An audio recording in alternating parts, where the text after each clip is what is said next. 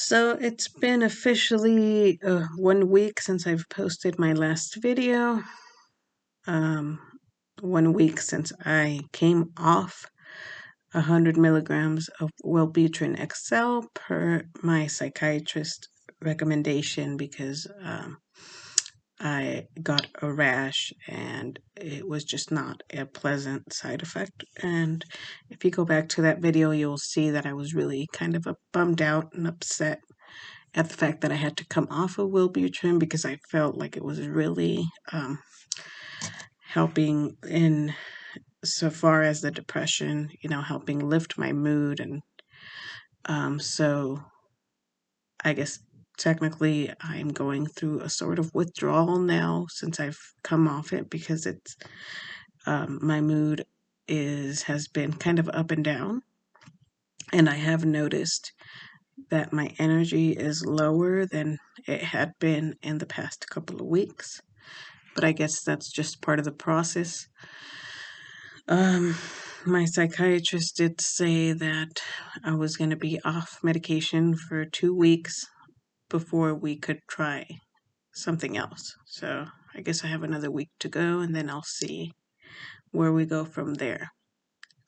I'm scheduled to start school again in September, and I was really hoping that I would find something that would help mitigate or at least take the edge off my anxiety and depression, because I didn't want to be anxious and depressed and having to deal with a full load of classes because I am in school full time. I wanted to find the medication that worked for me before going back to school because I knew that would just make things easier. But at this point, I don't know if that's going to happen. I need something for my ADHD. I haven't tried stimulant medications yet, but I hear that's what works best for my for ADHD.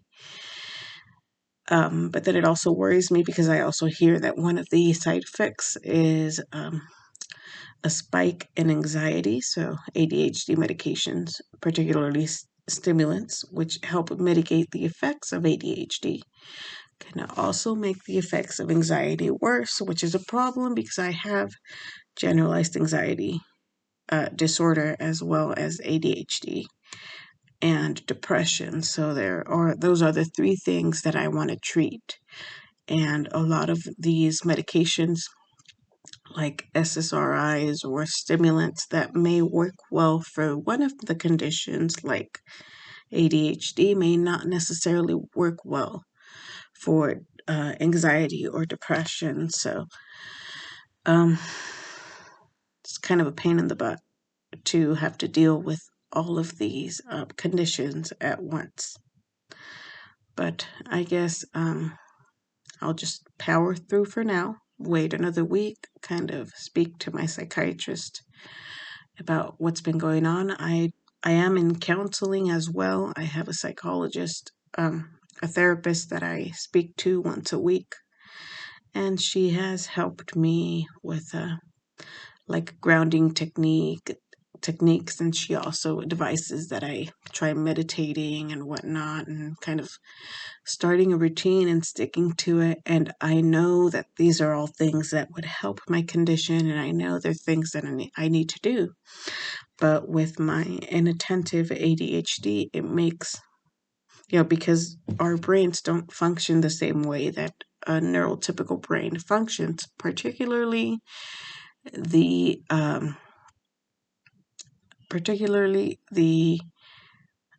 executive function part of the brain, which is the part responsible for planning and executing tasks.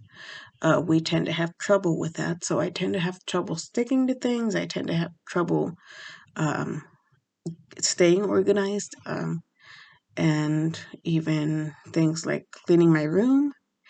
And procrastination has also been an issue for me, which, when I think about it, it's all of these little aspects of my life that ADHD affects, it really adds up. So I can't count the number of times that I have left my debit card inside a chip reader because, I insert the card to pay and then I just forget that it's in there and I leave it in there and I will just go about my day. That is part of what ADHD does. And I have left my phone at restaurants countless times. I have stayed up countless nights.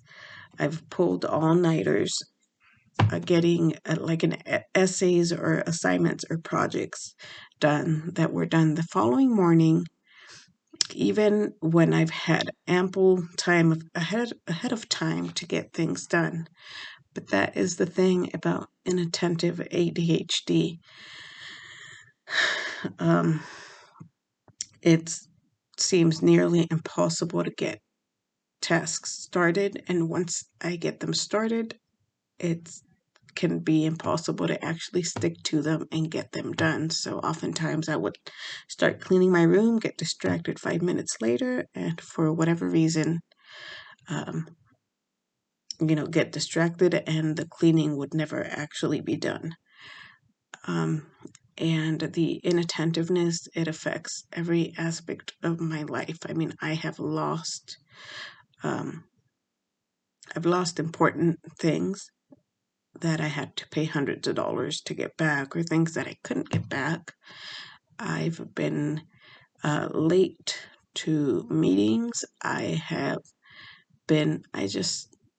don't know. I'm going off on a tangent now about ADHD. But the point is that these are all symptoms that I want to manage. So I want to manage the ADHD symptoms, but I also want something to help me with the anxiety and the depression. And it seems difficult, if not impossible, to find the combination of medications that will do that for me. Anyway, this video is getting pretty long, so I'm going to end it here. And in my next video, I'm going to talk about, I already have a video talking about my experience with Zoloft, but I'm going to talk about weight gain and Zoloft in particular. So yeah, stay tuned for that, I guess.